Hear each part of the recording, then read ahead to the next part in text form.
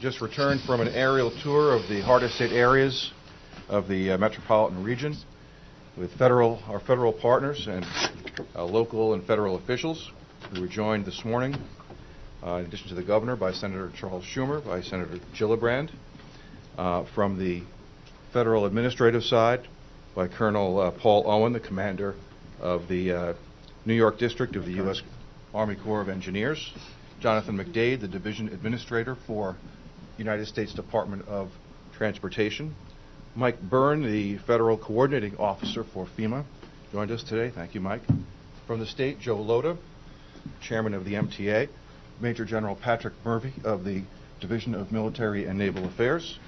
We were joined with our local official partners. Rob Astorino, Westchester County Executive, is with us. John Bruckbauer, the Commissioner of Operations for the Nassau County Office of Emergency Management, and Regina Calcetera, Chief Deputy County Executive for Suffolk County. And also joining us today is Joe Bruno from the City of New York. We'll hear from the governor this morning, and then the senators, and then we'll be glad to take your questions. And also County Executive Astorino. Great. Thank you very much, Howard. We did, as you heard, we just completed a helicopter tour of the region. Breezy Point, Long Beach. We went out on the southern shore of Long Island, Fire Island. We then went across to the northern part of the island to Westchester, where County Executive Astorino was pointing out some of the sites in Westchester County. We then came down, looked at the tracks on the western side of the island, of the county, coming down the Hudson River. First, I once again want to congratulate all the first responders who are still out there and still doing a magnificent job under difficult circumstances. We should all be very proud. Second, I want to thank the elected officials who have really performed admirably. County Executive Astorino and what he's done in Westchester County, County Executive Balone in Suffolk County, County Executive Ed Mangano, Mayor Bloomberg and his team. They've really been extraordinary, and I believe this situation would have been much, much worse were it not for the outstanding local leadership that we have, and I want to thank them. Our function now is to come up with a coordinated plan for the region, one that coordinates the assets and the best resources of the federal government, state government, and the local governments, New York City, and the county governments, to make sure we are all being deployed as effectively as possible. And that's part of the function of today, to come up with a real reconstruction and recovery plan, long-term plan that coordinates all the assets. Particular thanks to our partners in the federal government, President Obama, starting with President Obama, who has been on top of this situation. He's been very informed. I've spoken to him several times myself. He wants to know what New York needs. He's been all over it. FEMA has been fantastic and responsive. As someone who was formerly in the federal government and worked in these types of situations, I have total respect for the job that FEMA is doing, and I want to thank them very much, as well as the Army Corps of Engineers. As you all know, one of the major problems still is the water in the tunnels. The water has receded, so when you drive around, it looks like most of the water is gone, but the water filled the subway tunnels in many places, filled the Brooklyn Battery Tunnel, and when the water fills the tunnels, that means Con Edison has issues because much of Con Ed's equipment is in the tunnels. So getting the water out of the tunnels is probably one of the main orders of business right now, and the Army Corps of Engineers is very helpful in doing that. Let me give you two updates. First, the transportation update. As you know, the New York City buses are at full service today. Thank you, Mr. Joe Lota, and your extraordinary team. There will be limited commuter rail service on Metro North and on the Long Island Railroad, which will begin 2 p.m. today, okay? Limited commuter rail service on Metro North and the LIRR will begin 2 p.m. today. and limited New York City subway service, supplemented by a bus bridge, which Joe Loda can give you more details on, from Brooklyn to Manhattan, will begin tomorrow. One more time, limited New York City subway service, supplemented by a bus bridge from Brooklyn to Manhattan, will begin tomorrow. There'll be no service in Manhattan below 34th Street because there's no power for that service below 34th Street. 3 of the 7 East River tunnels have been pumped and are now free of water, so that's good news. There will be more service literally on a day-by-day basis as the MTA is working through this. And once again, I've had the good fortune of working closely with the MTA team, and Joe Loda and his team really have done magnificent service, and we thank them all very much. New Yorkers have been great all through this.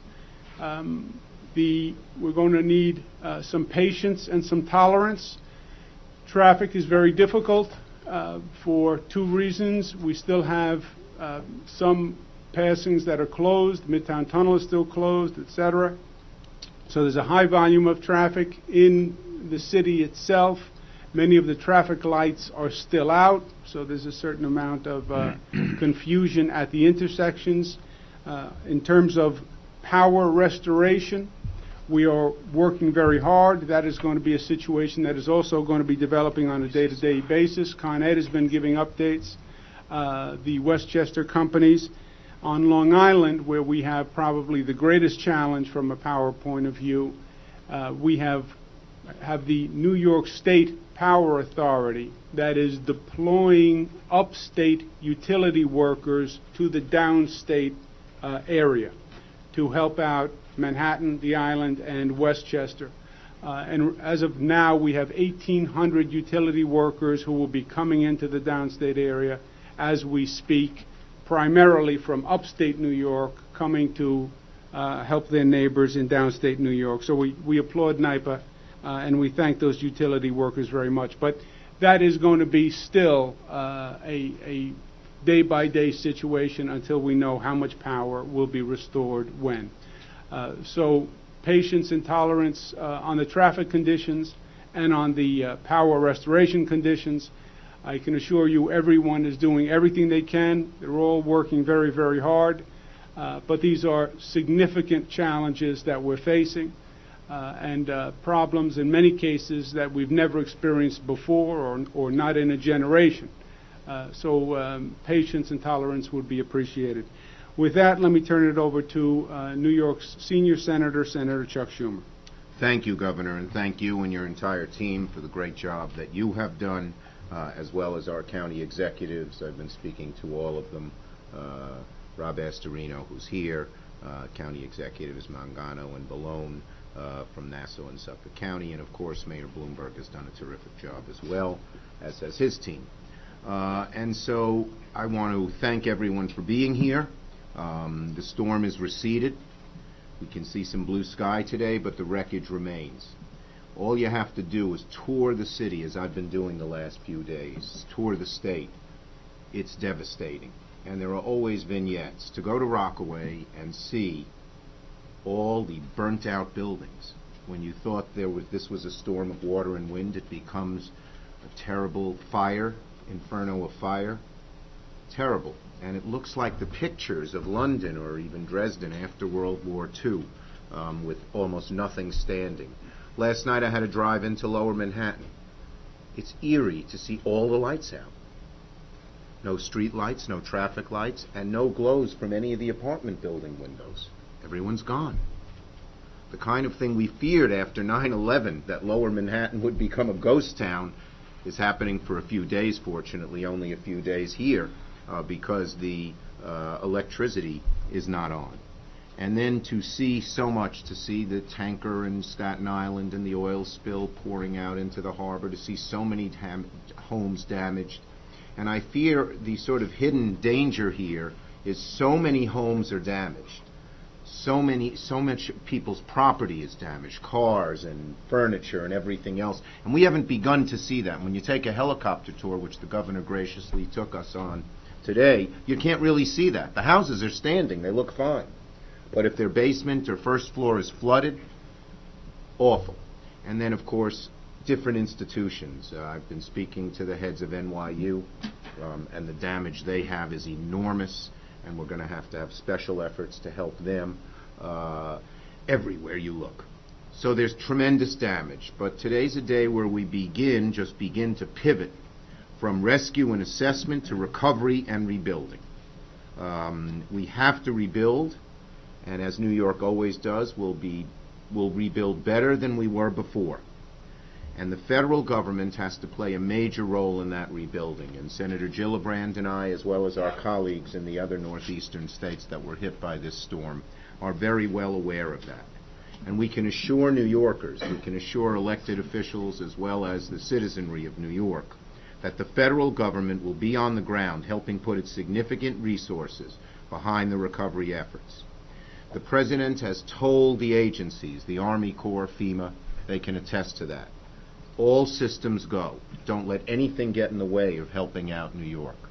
And that is terrific. He's made a disaster declaration. He said that we're not going to go through the usual rigmarole and wait weeks or days, not just for the disaster declaration, but for the reimbursement that has to come. We would remind people they have to document the damage they face. Don't just throw out a couch that's all waterlogged. If you're going to apply for FEMA funds, get a picture of it, get a record of it. And that's very important for people right now to begin keeping records of these kinds of things. But the federal government will help local governments from hamlets in the Hudson Valley to towns in Long Island to rebuild infrastructure. The federal program is very generous. A minimum of 75% reimbursement is asked for, but we are going to fight in major disasters. The number can be 90% or higher. That's federal reimbursement. And today, we're asking the federal government to do just that, to go for the 90% number or even higher, which they have done in the past. When there's a storm of this huge magnitude, 25% doesn't seem that much, but when you're talking about billions and billions of dollars, and you're talking not just about large entities of New York City, but smaller counties and towns and villages, the 90% is what's called for, and we are asking that. And, you know, there will be some in Washington who say we shouldn't do this, but this nation has had a grand tradition in the wake of natural disaster or an act of terrorism of coming together. The nation came together after 9/11. I was heavily involved in bringing back $20 billion to New York, and everyone united. And we expect the same unity now. The FEMA fund right now has quite a bit of money in it. It has about $7.2 billion, which is a lot. But we'll have to see what the damage assessments are. It may not be enough. And we expect everybody, Democrats, Republicans, people from every part of the country to rally by our side. And I'm sure this is the same with Senator Gillibrand. I've gotten calls from many, many of my colleagues, both Democrats and Republicans, saying, we feel your pain, how can we help? So at least the initial signs are that the country will not make this a political football, but rather give the help that the entire Northeast needs. We also will have federal engineers and law enforcement and building crews and recovery experts. Right now their boots are on the ground from the southern tip of Staten Island to the eastern tip of Long Island. They're not going to leave till the job is done. And we also know that there's help for small businesses and homeowners. For small businesses, up to $2 million for losses, not just property damage, but for instance, if you're a supermarket and your refrigerator went out because you don't have electricity, you can get reimbursement for the goods that are lost, and to homeowners for up to $31,400 the amount is for damage to their homes and to their property. That's after your insurance and your flood insurance, should you have it. Bottom line, this is one of the biggest disasters to have ever struck this state and even this country. The federal response has to measure that scope and be equal to that scope. We cannot cut corners. We cannot count nickels and dimes. This isn't just a New York disaster, a Connecticut disaster, a Jersey disaster. It is a national disaster. It needs to be treated that way by every member of Congress, by all the members of the executive branch, and it'll be my job, Senator Gillibrand's job, and the New York delegation's job, working with our colleagues in the Northeast to make sure that happens. With that, I want to turn it over to my colleague in government, who's been a great partner, a hard worker, and somebody who puts New York first above all when she's in Washington, Senator Kirsten Gillibrand. Thank you, Chuck. I want to thank Governor Cuomo for his outstanding leadership during this disaster. He's handled this with great leadership and great strength, and I want to thank him for that. I want to recognize and thank Mayor Bloomberg as well for the outstanding work he's done to protect the families of New York City. I also want to thank President Obama and FEMA's immediate response. I think it's important that the federal government has taken an approach that there'll be no red tape with regard to how we respond in this disaster. So having the local, state, and federal leadership all working in unison will really make a difference for our families. And I just want to echo what the governor and Senator Schumer said. The devastation is tremendous. I can tell you Breezy Point is absolutely devastated. The amount of homes that are flooded, the amount of families who are not able to return to their homes, the amount of families who have lost all their belongings is something we've really never seen before. And so I will work very hard with our state leaders and our federal leaders to make sure we have the resources to protect these families, get businesses back up and running, and make sure we can begin to rebuild. I also want to commend our National Guard and our Army Corps of Engineers and all of our first responders who have been on the ground during the storm, the immediate aftermath, saving those families that needed rescue. I can thank them from the bottom of my heart for their work. But I do have complete confidence that we will rebuild the state, we will rebuild our communities, we will help each and every family rebuild what they've lost. Thank you. With that, County Executive Rob Astorino, Westchester County. Thank you very much, County Executive, for your leadership all through this, and thank you very much for being here. Thank you, Governor. And let me extend warm gratitude personally and from the county to the governor for his leadership during this time, for his accessibility, and for his cooperation. You know, we have been told during this whole time, whatever you need, just tell us, and that's important as we try to rebuild. Same thing with Senator Schumer, Senator Gillibrand, our congressional delegation. We've been in constant contact with. We're working with FEMA. Right now, the President has not declared Westchester a disaster area, but I think we will, by all accounts, meet that threshold very soon. And so we are working with the federal government to compile all of the information that would get us to that point, and it's going to be pretty easy to do so. This was a deadly, devastating storm for Westchester. We had 3 people that were killed during the storm, including, as you know, 2 young boys. We have massive trees and debris all over the county. We have, at the peak, 230,000 customers of Con Ed and NYC that are without electricity. Almost every single customer of NYC, which is the northeastern part of Westchester County, are completely in the dark. Con Ed and NYC, we are meeting with their representatives and the CEOs again today. The biggest frustration I think that most of the municipalities have is their DPW crews are ready, but we cannot clear some of the big trees off the roads if wires are on them. And so we have to have the utilities with us to kill the power or to certify that the power is dead so we can get out there so we don't have any injuries. Schools have been closed for 3 days. It's probable that some schools will be closed through the rest of the week. Some schools will be able to open. We keep getting calls today from parents about Halloween. And you know, I have 3 little kids too, and our neighborhood's without power. And I think for parents, it's to be parents. You know, if you're in a neighborhood that has power and it's safe, then use your own judgment. But if you're in a neighborhood, as many are, that are dark, and that have down wires and debris, it would probably be best to not go outside. You know, but that's an adult decision, and adults are going to have to be adults during this time. I was amazed as we took the helicopter tour at some of the devastation along the coastline, Breezy Point, Long Beach, Fire Island, and then we came across into Westchester, and we had seen at Playland the entire boardwalk and the pier is basically destroyed. The ice casino at Playland had tremendous damage in it, where water and fish and sand were on the ice rink. And so along the coast of the Sound, we had communities that bore the brunt of it. We were fortunate that we didn't have a lot of flooding issues, but we just had some very, very heavy winds that took down a lot of trees. So I thank the state for all their help. I certainly thank our federal officials as well, and we'll be working with them in the coming days to make sure that we qualify for disaster aid. Thank you.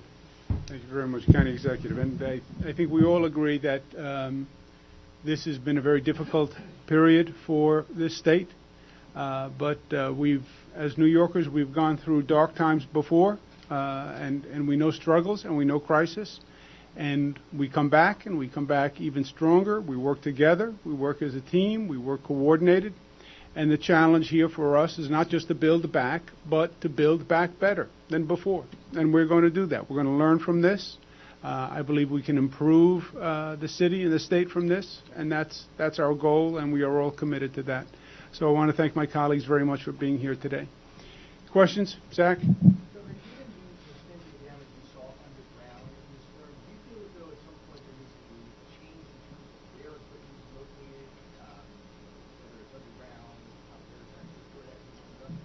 Zach, short answer is yes. There's a longer answer, which is a conversation for another day. I think when I say talk about we have to learn from this, I think given the frequency of these extreme weather situations that we've had, and I believe it's an increasing frequency, for us to sit here today and say, well, this is once in a generation and it's not going to happen again, I think would be short-sighted. And I think we need to anticipate more of these extreme weather type situations in the future. And we have to take that into consideration in reforming, modifying our infrastructure, our built environment. This city, this region is very susceptible to coastal flooding. It's not something that we've had to deal with historically with any frequency whatsoever.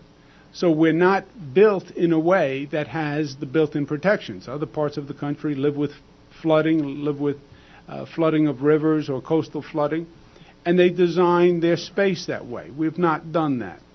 I think it's a longer conversation, but I think part of learning from this is the recognition that climate change is a reality, extreme weather is a reality. It is a reality that we are vulnerable. And if we're going to do our job as elected officials, we're going to need to think about how to redesign, or as we go forward, make the modifications necessary so we don't incur this type of damage. You know, the tunnels, once the water is over the banks, and I was out there that night, and the Hudson River was intent on meeting the East River, and it was coming right across Manhattan. It fills all the infrastructure we have in this city, all this great infrastructure, which is below ground. In many cases, it was an engineering marvel that helped build the city, now becomes a liability because it all fills with water. We don't have any built-in pumping capacity in the tunnel system. The electrical equipment in many cases is in the tunnel system, and now you have a serious problem, which is what we're experiencing. And we're doing a great job building out from that. But I would expect a situation like this to recur, and I think we need a systemic solution long-term, because this is really a long-term issue. Governor, let me, Senator? Just one point I forgot to make, and this is an update we just got from the Army Corps about federal dewatering efforts, where the Army Corps is very good. So they're sending a whole crew from Illinois, team of experts, and contractors from around the country should be up and running in Lower Manhattan tomorrow morning. And they are going to work on the 3 priorities that the governor and mayor have set, which is the Brooklyn Battery Tunnel, the Battery Park Tunnel, and the World Trade Center, in terms of getting the water out as quickly as possible. Sorry about that. This federal dewatering team is supposed to be the best in the country. It's an unusual name, a dewatering team. But if anyone wants to know what I want for Christmas, I want my own dewatering team, and 24 12-inch pumps. That's what I'm looking for. The day after Christmas, a lot of people get the Yeah, award. that's right. Laura?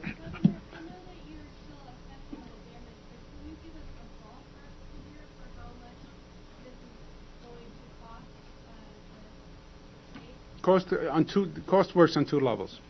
One, the cost to government, which is, I think, the cost you're referring to, the cost for the emergency repairs, emergency services, which are very expensive, by the way.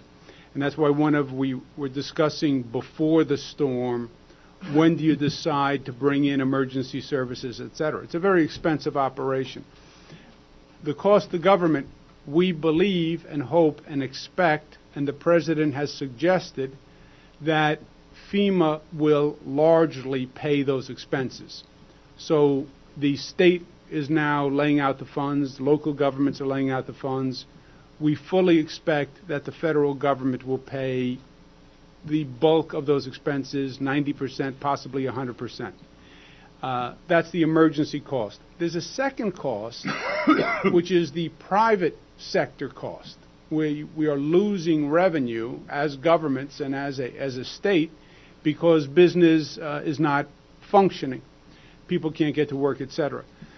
That cost, there is no reimbursement for that cost. We hope to keep that at a minimum amount by getting up and running quickly. And that's one of the reasons why we want these services back up and the transportation services back up. But the private sector cost, we don't have an estimate. The governmental cost, which when all is said and done, my guess is it will be in the billions of dollars, certainly. I would just say billions at this point. We expect the federal government to pick up the lion's share of those costs, as they did with Hurricane Irene, as they normally do.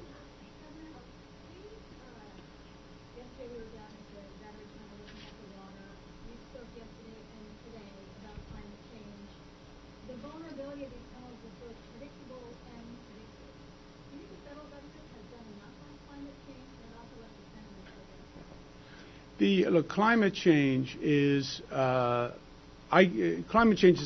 controversial subject, right? People will debate whether or not there is climate change, whether or not it's a cycle, whether it's global warming. That's a whole political debate that I don't want to get into. I want to talk about the frequency of extreme weather situations, which is not political. The frequency of extreme weather situations is way up. Right? We just went through Hurricane Irene just over a year ago. And there's only so long you can say, well, this is once in a lifetime and it will never happen again. And then it happens again. And then we say, well, this is once in a lifetime. Now, really, for sure, it's not going to happen again. And then it happens again. I joke that every 2 years we have a 100-year flood. The frequency is way up. It is not prudent to sit here, I believe, at this point and say, well, it's not going to happen again. I believe it is going to happen again. I pray that it's not. I believe that it is. And once you cross that bridge, if you will, once you have that recognition, then what are you doing about it? And what design changes, what construction changes are you making to deal with it? It is a reality that I think has becoming clearer and clearer to more and more people every day. But do I believe the nation has arrived at this as a consensus? No. Senator? Yeah, I would just say, look, we're going to pay a price for the change in climate one of two ways. We're either going to have to just totally readapt our city. We have low-lying areas of water. Do we need levees? As the governor mentioned, the subways were never designed for water coming up and going on into them. He brought up something to us on the helicopter that he didn't realize. Even if you block the entrances, there are so many grates because of ventilation that you can't stop the water from flowing in. Or we can take the bull by the horns and deal with the issue. I don't think the federal government has done enough. I think there are a group of people in Washington right now who just deny the truth. And there is, in my judgment anyway, a relationship between all these once-in-a-lifetime storms that we experience every couple of years and what's going on in the atmosphere. And the best way to deal with that, and the least costly in the long run, is to grab the bull by the horns and actually do things that prevent the climate from changing and global warming from occurring. I'm hopeful that given all the changes in weather, it will importune at least a majority in Congress to do that. Otherwise, we're going to keep facing costs that don't do us any good, such as, the billions of dollars that this event is going to cost us, and that Irene cost us, and that Katrina cost us, and that other storms of almost certain increasing frequency will cost us. I also think what you see in Washington, and we know that it's broken, is a poor reflection of priorities. When you have those in Washington who are arguing a cuts-only approach, cutting money for FEMA, cutting money for disaster relief, cutting money for these families that desperately need our help today, that's the wrong set of priorities. And so when we turn our attention to actually creating an energy plan for this country, we can also be mindful that we not cut some of the most vital resources we have to protecting these families when disaster does strike.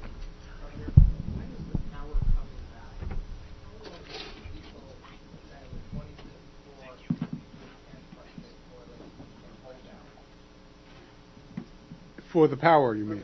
All right. I just want to be precise. Don't answer the wrong question. I'm going to leave it to Con Ed to give their prediction of when the power is back, because it's going to depend on what part of the city you're in and how you have the service and whether it's an overground service or an underground service. So, and Con Ed is doing basically updates almost by the hour. So I'll leave it to Con Ed for New York City.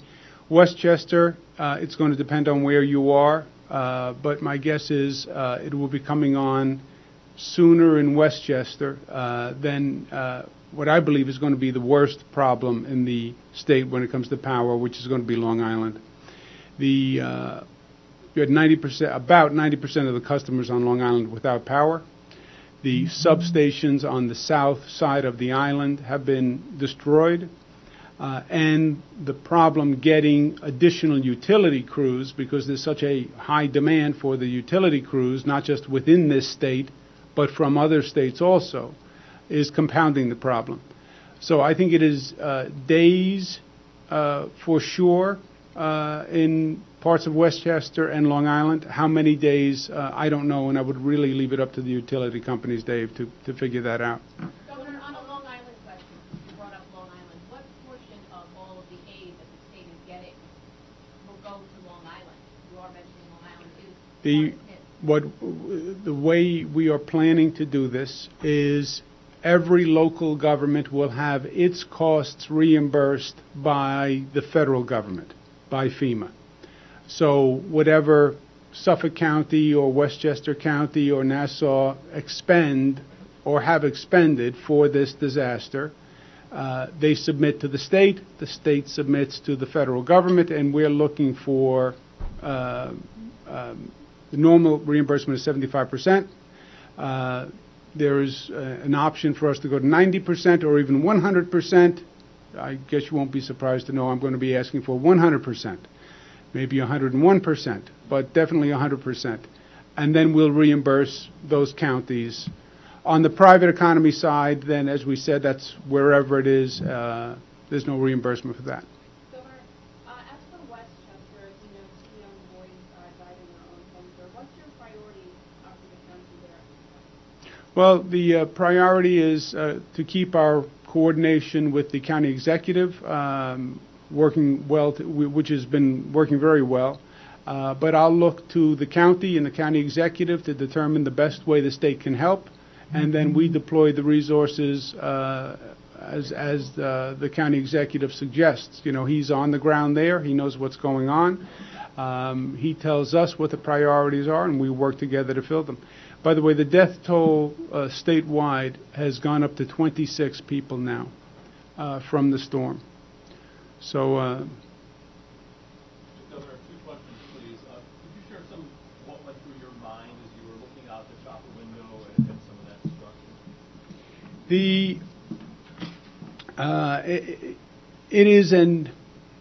It is very disturbing and sad and troubling to see the amount of damage done and the lives that have been disrupted. all across the region. And we talk about Breezy Point, which is just breathtaking to see Breezy Point or Fire Island or Long Beach. But what you also get is it's everywhere. It's everywhere, you know. And homes that have been flooded, people without power. Just being without power for a prolonged period of time is highly disruptive. And I've never seen New York like that before. I've seen other parts of the country like that. I've never seen New York like that before. And it was really disturbing. Seeing the amount of water that was coming from the Hudson and from the East River that night with no lights in downtown Manhattan 2 nights ago. That was frightening. It was frightening. It looked apocalyptic. I mean, it was to see 5 feet of water on the West Side Highway, to see that ground zero site filling with water at such a frightening volume and hoping that the tide had crested. It was frightening. And you started this news conference with a little bit of good news regarding the commuter rails and the subway system. Can we ask Mr. Loda for Please. An update on Joe Loda? how you guys were able to pull that off and how quickly things will approach that? We've been able to pull it off because of all of the great work of the men and women at Transit Authority, as well as Metro North and the Long Island Railroad, as well as the folks at Bridges and Tunnels. It's been an extraordinary amount of time and a lot of work and a lot of lack of sleep, but we're going to continue to do it. One thing, and I will post right after this, have a technical briefing for each one of the services with the presidents of each one of the operating agencies so that we can go through in great detail what is coming back today, what will be coming back tomorrow. But what I will tell you and what we're doing is we're going switch by switch, signal by signal, power substation by power substation, and making sure that everything is up and running. What we're bringing back today and tomorrow, there'll be more on Friday, and then there'll be even more on Saturday. Our goal is to every day get this service back to normal, back to the situation that we were used to last week, and if not, even better. And so that's our overriding goal, to get all of our 8.5 million customers who we have every single day back into the system as quickly as possible. Tomorrow morning, when northern suburban commuters arrive at Grand Central, when people from the island arrive at Penn Station, will there be subway service waiting for them when they get off the commuter trains? In some cases there will be, and I'll describe that later at the technical briefing. As the governor mentioned, we won't be able to have a subway service south of 42nd Street due to power-related problems. As soon as we have power, we will be able to do that. We will have service going north from our stations, and we'll go through that in great detail right after this, as well as have our website up and running, which will be updated at great frequency as more and more service can come back. How much is this costing the MTA every day? The cost, there's 2 levels of cost. Obviously, we're not getting our revenue coming in, which is about $18 million a day. And then at the same time, we have a full complement of all of our workers. It's all hands on deck right now on behalf of all of our customers and riders. And quite honestly, given the various different union contracts and the various different levels of overtime, I don't know the answer to that question. We'll get back to you with it. What are you pumping? Are you pumping with pumper trains, or are you using pumps that are in place in these tunnels? And are you surprised at the pace of their being empty? I'm very happy with the pace that is going on now. As the governor mentioned, we now have, with the 3 of the 7 tunnels that we had flooded under the East River have now been cleared, and workers are going through making sure that the systems are up and running in each one of those before we bring back service. I'm very happy and keep pushing to get more and more done. In answer to your question about how we're doing it, we're using every possible resource we possibly can. The existing pumps brought in from the outside, everything we can to get the system up and running. Water removal is really the greatest engineering feat that we have right now. This is why the Army Corps of Engineers, the President's offer of the unwatering or dewatering, what do we call it? Dewatering teams, which have worked at Katrina and have equipment that do just this. We were at the path tubes. Path tubes, the water is up to the platform, and we believe it goes all the way to New Jersey. So it's about 5 miles of a tunnel filled right up to the platform. So you can imagine the volume of water that has to be removed.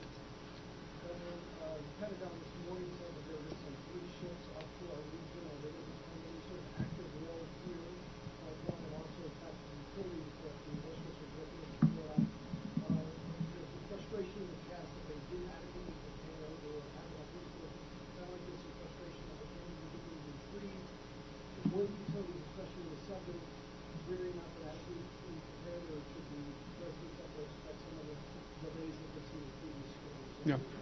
I don't know about the action of the Pentagon unless any of my federal friends know. In terms of the public utilities in the suburbs, let's see how they respond. They deal with a problem that is just on a practical level very difficult. The wind blows, the trees fall, the trees hit a cable, the cable is down. As a matter of fact, the wind here was blowing so strong that sometimes the cables just snapped in the wind without being hit by a limb or anything. Now, that happens every storm, you could say, and the question is, were the utilities prepared?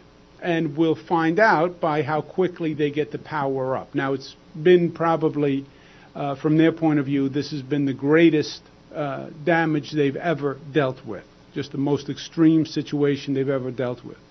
And they are stressed for utility crews, which we understand. But let's see how they perform, and then I'll tell you whether or not I think they did a good job. Governor, can I address the... Please. My name's Colonel Paul Owen. I'm from the Army Corps of Engineers, New York District. And I don't know about Navy ships, but I would like to say that the Navy is helping us with some specific pumping capabilities that they have that they use in their ships and other places. So we're going to use some of that expertise to help us with the unwatering process. So don't know about ships, but the Navy can help us with some of their pumping capabilities. Maybe that's what you were hearing about. Governor, you talked about climate change and the need to have a conversation about underground infrastructure in the city. In the short term, the next time one of these storms rolls around, is there anything that you would do differently to prepare any steps to take to mitigate disruption, damage? You know, Jacob, we're going to go through an exercise after this where we all sit down and go through a debrief and sort of lessons learned just on that level. But my main point is a fundamental rethinking of our built environment and long-term modifications that you might need to make. It is why the reason I say long-term and a massive undertaking.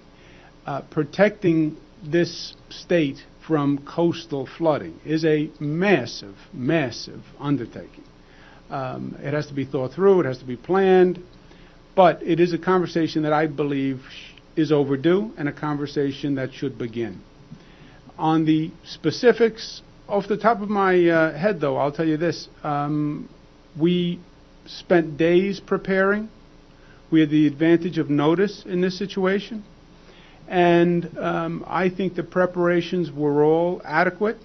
The storm was in many ways as predicted. But I can't, off the top of my head, even with the benefit of hindsight, I don't know what we could have done that we did not do. Governor, a lot of people who were asked to evacuate by yourself and by the mayor did not evacuate.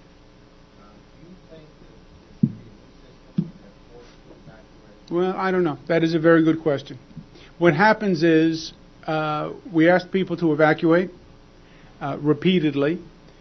People think the weather forecast is wrong, that it's a false alarm, and they stay in their homes until they're convinced that it's not a false alarm, and now in many cases it's too late to get them out.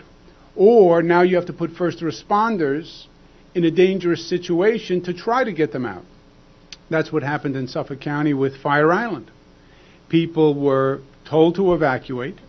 They didn't evacuate. They were skeptical that this was just another situation that they were being told to evacuate and then nothing would happen, which they said was like Hurricane Irene, Storm Lee. When they finally were convinced that they needed to evacuate, it was literally too late to get them out. You know, now, how do you change that? Do you have a mandatory evacuation plan? You know, that raises questions on the other side. But it is one of the compounding problems in these situations. One more, guys. Rich, just for Mr. Lotus, we saw lines of people at the bus stop, like 100 of them at a time. What are the bus operations telling you? Are their buses completely packed? I mean, are they able to get through all this traffic? Well, on any given day, we normally accommodate 2.3 million people on our buses. In addition to that, today, another 5.5 million people who normally take the subways, we're trying to also accommodate on our bus service. Yes, the bus service is available. It is tight. It is packed. We'll have more information later in the day on a census number as to how many people we've accommodated. I also will work with the city to try to, we've talked a little bit this morning about dedicated lanes for the buses so that we can work with that and various other potential restrictions on car driving in the city. I've had my personal home, we have a lot of trees down, but we had power when I left the house. But a lot of tree damage on the property. Any of my colleagues have any other points? Senator, County Exec? All right, thank you all very much for coming. Thank you. Thank you.